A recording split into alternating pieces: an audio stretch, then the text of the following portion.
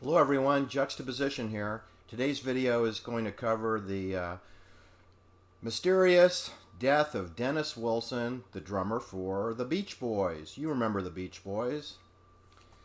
The Beach Boys began as a garage band in Hawthorne, California. Hawthorne, California is about 9.5 miles away from Culver City. You know, where the Anne Heche fiery car crash never happened. You know, where MGM had a film studio where they signed Sharon Tate to a 7-year contract, which she refused to renew in 1969, and then she got whacked. It's about 9.5 miles from that building, which is now Sony Pictures Studios. It's about 9 miles to the Harvey Levin TMZ, which it's not a TMZ studio, it's another company's studio that allows the Fox owned TMZ fake news station to do whatever it is that they do over there. Anyway, so Hawthorne, California garage band. The original cast members of the Beach Boys were, of course, Brian Wilson and his brother Carl and his younger brother Dennis. And they were joined by their cousin, Mike Love, who was the eldest of all the Beach Boys. And also they were included Al Jardine, who was a close friend of the brothers Wilson. So those 5 young men in high school created what is called the Pendletones. The Pendletones, and they wrote and produced a song entitled "Surfin'." After they had been rehearsing and covering other people's music, Everly Brothers, etc., they produced a song called "Surfin'." And Murray and Audrey Neva were the parents of the Wilson brothers, Brian, Carl, and Dennis. And Murray asserted himself as the manager of his boys, who were using his garage to record this. So Murray, had some contacts over Hollywood way, and he eventually found a Herb Newman, who represented Candix Records in Hollywood,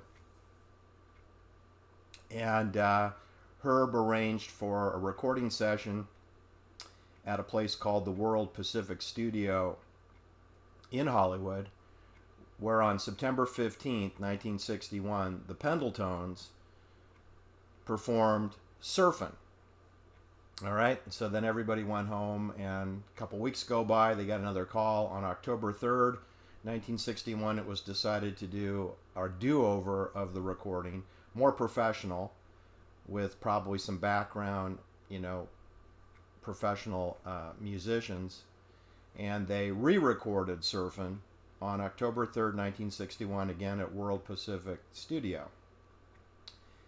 Then a couple weeks goes by, a month goes by, and Murray announces that he signed a contract with Candix Records and Herb Newman, and that "Surfin' would be made into a single and released on the radio. Like through the Masonic eye of CBS, right? Because that's Columbia Records.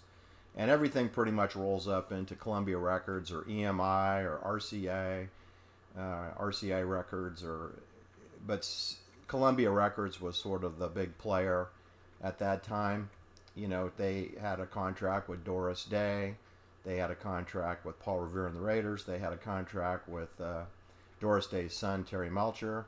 They kept him employed as a so-called producer after they didn't like his recordings. They started him out as a singer, and then you'll notice that in Hollywood music industry, they'll find a home for you somewhere, like Frank Zappa. He doesn't really have any popular, commercially successful music, and yet he had a 60-year career and appeared on every talk show, always commenting on the record business, when in fact he didn't really have any hit records.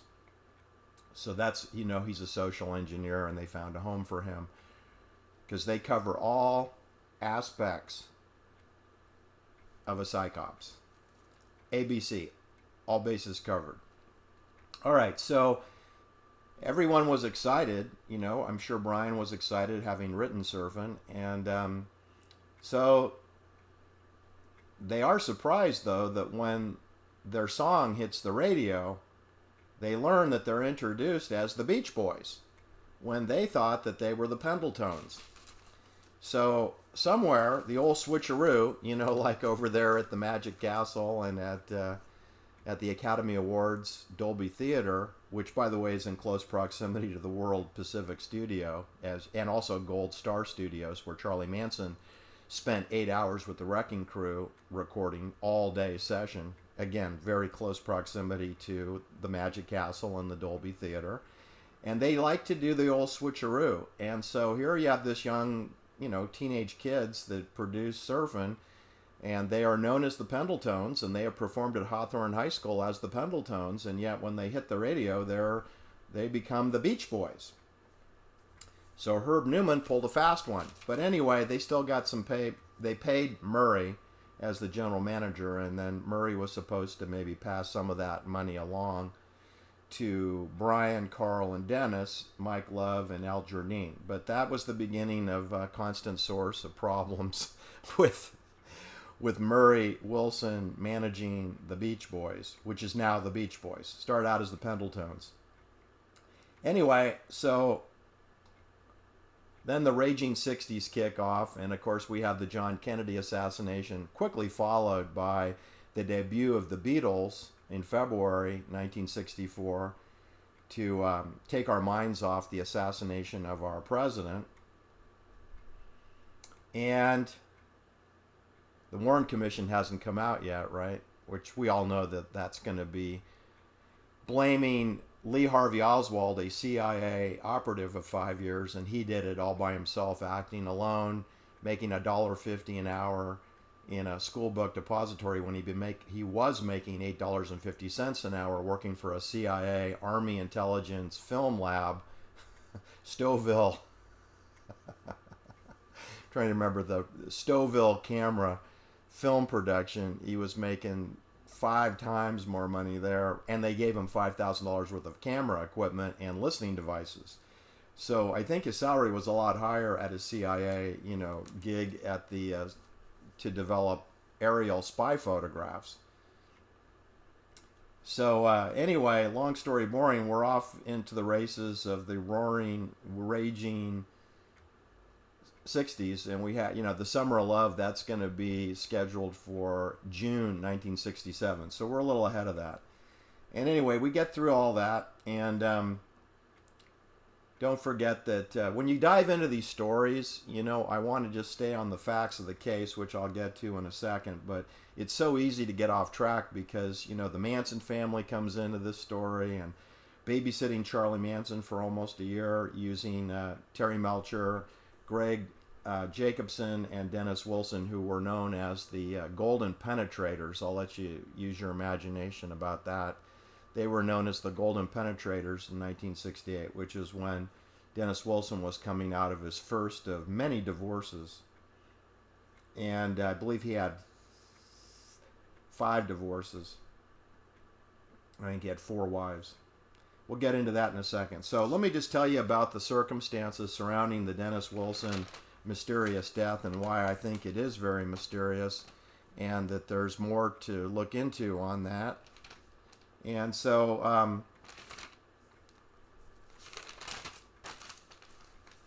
all right, where to start? We're in the month of December 1983. 1983. It's December before Christmas, and Dennis Wilson is bouncing around. He's sleeping overnight on sailboats. He does have an apartment on Wilshire Boulevard, and but he doesn't always stay there overnight. He's on to his, I think, 5th marriage. This is very disturbing, people. I guess I better just go through his marriages real quick because you're just not going to believe it. So I have to dedicate a whole page to this. So at age 20, just right after they signed their record deal, a few years into it, On July 1965, Dennis Wilson, at age 20, marries Carol Unrot, and they produce one child. And they get divorced in January 1968, just in time for Dennis to join the Golden Penetrators with Doris Day's son, Terry Melcher, and Greg Jacobson, who are both producers for CBS Columbia Records, and also represent Reprise and other labels. But everything rolls through Columbia Records, no matter who you think your label is. If you want your songs played on the radio, you're going to have to deal with just RCA and CBS, and I think that's it. Those are your choices. So, Carol Unrot and Dennis Wilson are married for 2.5 years. Then he becomes a bachelor again. And then the media wants you to believe that he rented 14400 Sunset Boulevard, which is the CBS-controlled Will Rogers political satirist estate. 5.88 acres, 13-room home, 5 bedrooms, an Olympic-sized swimming pool, maintenance gardens, housekeeping services, dairy deliveries of eggs and chocolate milk, daily deliveries from the Arden Farm Dairy, and that a 22-year-old Dennis Wilson, 23. He's 23 years old in January 1968. He signs a lease to rent a 6-acre estate property in Pacific Palisades, which is near the beach. And when he just got divorced from Carol Unrot, and he would typically be spending time in West Hollywood, down where the Whiskey A Go-Go is and where all the girls are, right? You get an apartment down there, or you could stay at the Beverly Hills Hilton or one of the bungalows in Beverly Hills. I mean, that would be much closer to the action. I mean, this address, the Will Rogers estate address, is 14 miles away from West Hollywood, where all the girls would be. So it's not appropriate for a 23-year-old man who's just getting a divorce, who wants to become part of the Golden Penetrators with Doris Day's son, Terry Melcher, and Greg Jacobson, who are the handlers for Charlie Manson, in case you didn't know that. And apparently Dennis Wilson, you would say he's a handler, except he's gone. He did 140 Beach Boys shows in 1968, and 35 of them were in continental Europe. So what I'm trying to tell you is, during the year of 1968, Dennis Wilson is not really spending much time in Los Angeles. So he's not spending any time with Charlie Manson. He probably saw him a couple of times, but he has gone throughout the United States of America, staying in hotels, performing music.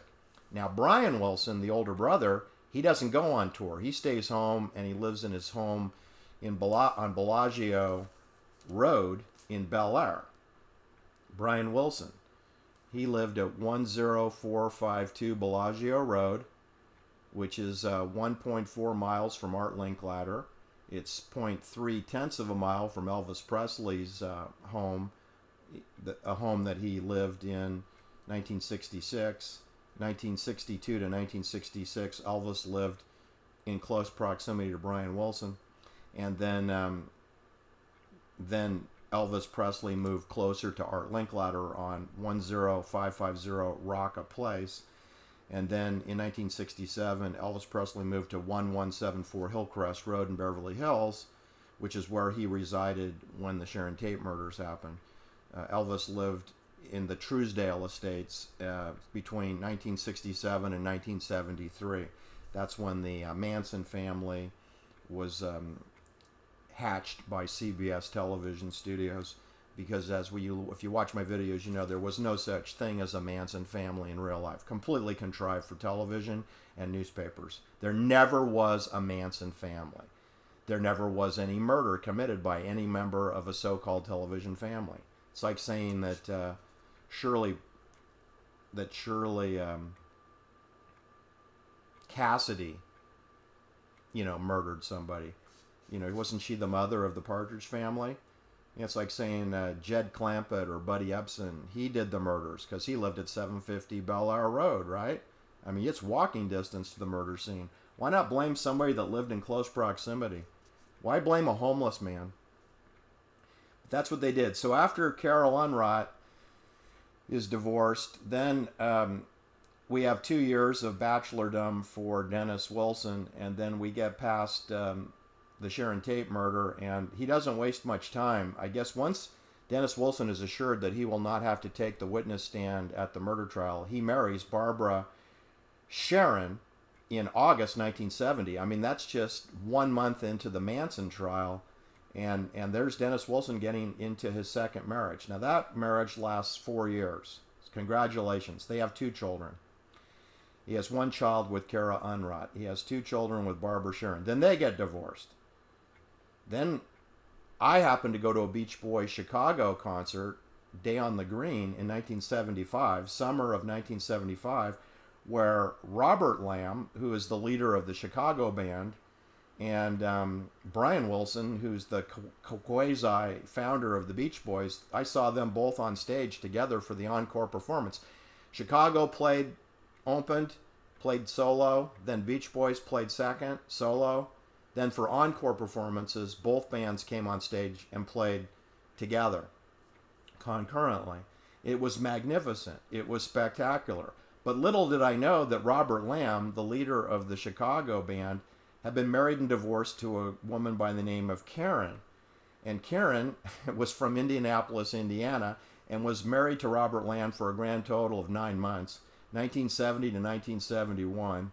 And supposedly, that was a very short marriage, and Robert Lamb went on to get married 3 more times. So Robert Lamb had four marriages, and his first marriage was to this Karen, who became Karen Lamb and took his name, and she moved to Playa del Rey.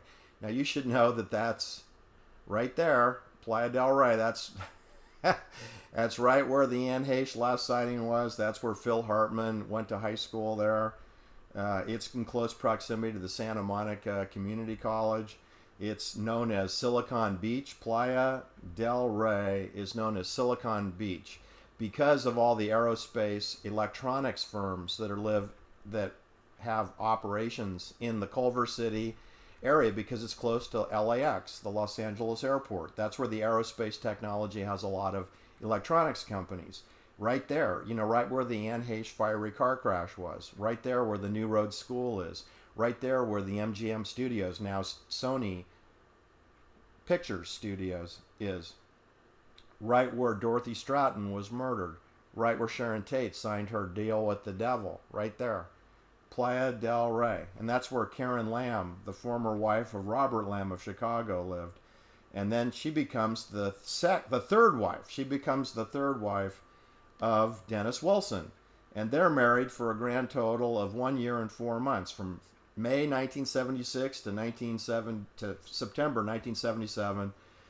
Then they get divorced. Then there's a little pause, and it's not long before it's decided that Karen Lamb and Dennis Wilson should get remarried a second time. So they get remarried in July 1978, which is less than 1 year after they got divorced. It's 10 months after they're divorced. They get remarried. And this time they're married for 1 year and 1 year and 10 months the second time. So again, similar length. And they are married July 1978, and they're divorced in May 1980. Right around the time Dorothy Stratton gets murdered, Karen Lamb and Dennis Wilson get divorced for the second time. So now Dennis Wilson's been married and divorced from Carol Unrot, married and divorced from Barbara Sharon, married and divorced from Karen Lamb twice. So then what happens? Well, I guess he has eyes on Mike Love. Remember Mike Love? He's the cousin that was in the Beach Boys. And of course, Mike Love has 6 wives. He's burned through 6 wives. And he had children with several of the wives. And he had a child with Mike Love's second wife, I believe. I believe it was Mike Love's second wife. He had a daughter by the name of Shawn Marie Love. Shawn Marie Love. Okay. And Sean Marie Love was babysat by Susan Atkins and Charlie Manson and Patricia Krenwinkel at that alleged Dennis Wilson's property, which he never lived in, 14400 Sunset Boulevard. Mike Love used to bring his daughter, Sean Marie, over to the pool during the summer of 1968, and Susan Atkins, who was pregnant at the time, and Patricia Krenwinkel and Charlie Manson babysat Sean Marie at the swimming pool in 1968. And to give you some idea of how old she was about 5 years old. She's 4 to 5 years old. Anyway, that becomes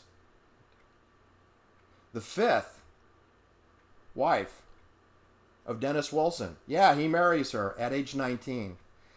Okay? But I believe he'd been dating her. He'd been living with her for 3 years, since she was 16 years old. So you don't think this isn't fit into the Peter Bogdanovich category of creepy? You got Dennis Wilson, who's 36 years old, and he's living with a 16-year-old daughter of his first cousin, Mike Love, the lead singer of the Beach Boys. Mike Love. I'm just telling you, this is the situation. And he married Sean Marie Love on July 28, 1983. And he was married to her when he mysteriously drowned on December 28, 1983, which would have made their marriage 5 months old. That was his last marriage. Okay, he's married to Carol Unrot, Barbara Shuren, Karen Lamb, Sean Marie Love. That's 5. That's 5 marriages. That's 4 women. That's 4 women, 5 marriages. I'm not kidding. Okay? And the reason given for why Dennis Wilson was diving into the cold 59 degree temperature water at the Marina Del Rey Marina. Who goes diving wearing cutoffs in December in the Pacific Ocean? It's 59 degrees. That means it's really cold. But the reason was that Dennis Wilson was diving in 12 feet deep water, searching for all of the things that Sean Marie Love had thrown off of his 62-foot sailboat 3 years earlier that had beautiful pictures of Karen Lamb and mementos from his previous marriages to these other 3 women. And I guess Sean Marie Love decided to throw those overboard, and they sunk by this berth. And this is when Dennis Wilson befriended his next door neighbor in the Marina Del Rey yacht club, whose name is Bill Oster, who had the big boat next door. Bill Oster's yacht is 52 feet long. Now, bear in mind that Dennis's was 62. So Dennis had the larger yacht. And so, you know, in sailing, a lot of times you have size kings, and they don't like to have the smallest boat in the harbor. But I'm telling you is that Bill Oster's yacht was 52 feet long, and Dennis Wilson's was 62 feet long. However, during the next couple of years, Brian Wilson's boat was repossessed due to a bankruptcy filing. And so he lost his boat, and then Bill Oster had the 52-foot boat, and they used to drink together and scheme as to how Dennis Wilson could repurchase his boat and get it back. You know, the 62-foot boat. But in the meanwhile, he lived on that boat, and he lived in apartments with Sean Marie Love, the daughter of Mike Love. So you see what I'm saying is when I saw them in concert in 1975, I didn't realize that Dennis Wilson was probably flirting and dating Robert Lamb's ex-wife, and that he perhaps was flirting with his cousin Mike Love's daughter, Sean Marie. But I kind of think that was what's going on. Anyway, he'd had at least 3 different dives. He's basically in cutoffs. He's not wearing a wetsuit. He's got a diver mask. And he's doing these, holding his breath, diving down 12 feet to look for mementos that were tossed overboard from his child bride, Sean Marie Love. That's the story. But I'm here to tell you, you get hypothermia I've personally gone swimming in the San Francisco Bay, and I think I did that in the spring, and it was unbelievably cold. And it appears that Dennis Wilson may have had alcohol in his system and perhaps cocaine and some other drug products.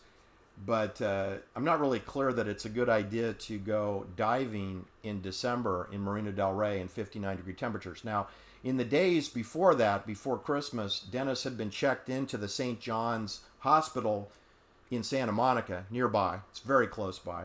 You know, it's just a few miles away. St. John's Hospital for a detox program where he stayed for 3 days. And then on Christmas Day, you know, when everybody's celebrating, I guess Dennis checked himself out of the hospital and went over and stayed overnight with Bill Oster on his 52-foot yacht at Marina Del Rey.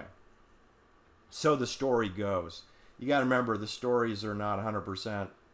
It's not clear on what the truth is. I'm just telling you the stories pieced together from People magazine and other things, and you know those have a lot of mendacities in them. So I'm doing the best I can, people. Anyway, so then apparently there was another intervention where Dennis went over to, there's a marina hospital that's walking distance from the marina. Gee, they could have taken Ann Heche there, don't you think, right? They didn't take her to UCLA. They didn't take her to the Marina Hospital. They didn't take her to St. John's in Santa Monica. No, they had to take Ann Heche all the way up to the Spawn Ranch in Canoga Park to the, Grossman Burn Center, a.k.a. Cosmetic Surgery Center. They take her 27 miles up there, and look at all the hospitals where the Ann Heche crime scene happened, right? You got St. John's, you got the Marina Hospital, you got UCLA. They're all within 3 to 5 miles. Why would you take her 27 miles up to almost Ventura County to the Spawn Ranch? Why would you do that? But of course, I think we know that it never happened, so you can tell whatever story you want, because Ann Heche never went to a hospital that we know of. All right, so anyway, what I'm trying to remind you is, people, Marina Del Rey, this is a military industrial complex. It's part of Silicon Valley. It's where the electronics companies do business. It's where military intelligence is. It's where aerospace technology is. This is where the Beach Boys came out of. This is where Karen Lamb came out of, from Indianapolis to Playa del Rey. Marina Del Rey is next door. This is where Harvey Levin is. This is where the Jesuit, Loyola Marymount University is. This is where MGM Studios was, Sony Pictures is. This is where Dorothy Stratton was killed. This is where the Ann Heche hoax happened. This is where the CIA drug dealing out of the Straight Satan's Clubhouse in Venice Beach was. This is where the Church of Synanon in Santa Monica was hatched. This is where the New Road School is home for Dakota Johnson. So you shouldn't be surprised that Dennis Wilson, was killed in this zip code. Lots of people get killed in this zip code. Anyway, the story is, after about 3 different dives, and now we get out to 4:15 p.m. in the afternoon, he goes in for his 4th dive, and he doesn't come up. So he had just visited with a guy named Lathy Morris, who's age 57. He lives on a houseboat right there, and he supposedly eyeballed Lathy Morris's 16-year-old granddaughter, and they talked for a brief moment. And Dennis Wilson also spoke with Skip Lady, who's 26 years old. He's the manager of the Marina Del Rey yacht harbor. And of course, Bill Oster was there on his 52-foot boat where Dennis Wilson was staying and slept the night before. On December 27th, he slept on the Bill Oster yacht. So you have Skip Lady, Bill Oster, Lathy Morris, his granddaughter, and they all start looking and calling out for Dennis Wilson at 4:30, 4:25, 4:30. They're looking for him. And then a harbor patrol boat goes by. They wave him over. He organizes 4 divers. The divers get organized, start looking, and it's not until 5:30 p.m. that the divers find Dennis Wilson, and he's actually discovered right underneath the pier where Bill Oster's boat is mirrored. I mean, you'd think that'd be the first place they'd look, right? Is right underneath, because Dennis Wilson's yacht used to be on the other side of the pier of what's called the Slip next to Bill Oster. Bill Oster's boat is called the Emerald. Dennis Wilson's boat was called the Harmony. Okay? And those two were neighbors in 1980. And that boat was home to Sean Marie Love, who dumped all of the Love possessions from his former wives overboard at that slip. So that's where Dennis Wilson was diving. He was diving underneath the slip right by Bill Oster's boat. Why would it take so long? See, this is sort of like the La Bianca murder scene when their son Frank comes home and then he spends 3.5 hours eating hamburgers and French fries before he returns to his parents' home to discover their dead bodies. Why would you spend 3 hours at the hamburger place down the hill when you've already been on the property and the front door is unlocked? Why won't you just go in the house? Oh no. See, well, that's the situation here with Dennis Wilson. Is he's been missing since 4:15 p.m. December 28th, and his body isn't discovered until divers find it at 5:30. I mean, why couldn't Bill Oster just dive down? Or why couldn't Skip Leahy, who's 26 years old, he could dive down?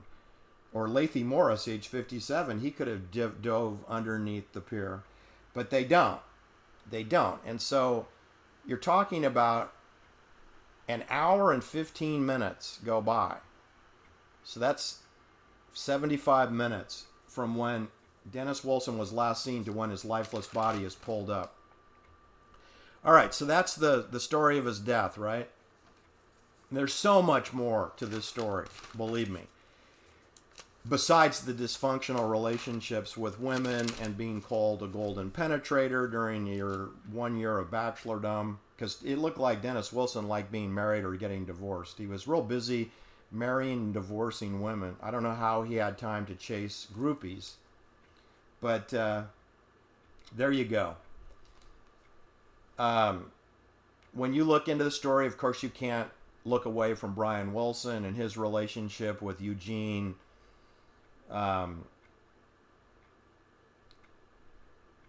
Lammy. Oh my God, what a psychops that was. You should know that this is when that's going on. When Dennis Wilson is murder-suicided, accidental death, Brian Wilson is being moved out of his home, his 8,000 square foot home on Bellagio Road.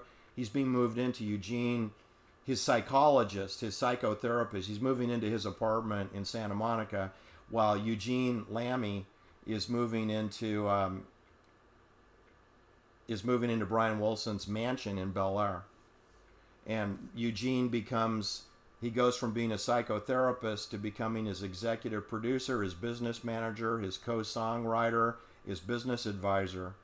So I'm going to say that Eugene worked for the CIA and that Tom Mullets, the Beach Boys manager, that he worked for the CIA, because it's pretty clear to me that they are controlling the eldest Wilson, Brian, the founder. He's totally controlled, and he's being medicated with amphetamines, barbiturates, and psychotropic drugs.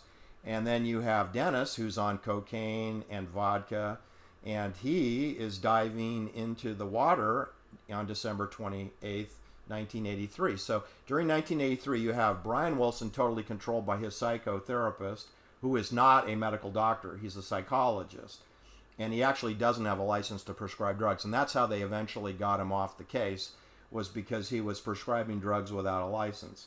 But anyway, you got Brian Wilson under control from a psychiatrist. Then you have Dennis Wilson, and he's being controlled by doctors over at the St. John's Hospital in Santa Monica, where he does a jailbreak and gets out, and he moves on to the boat with, Bill Oster, right?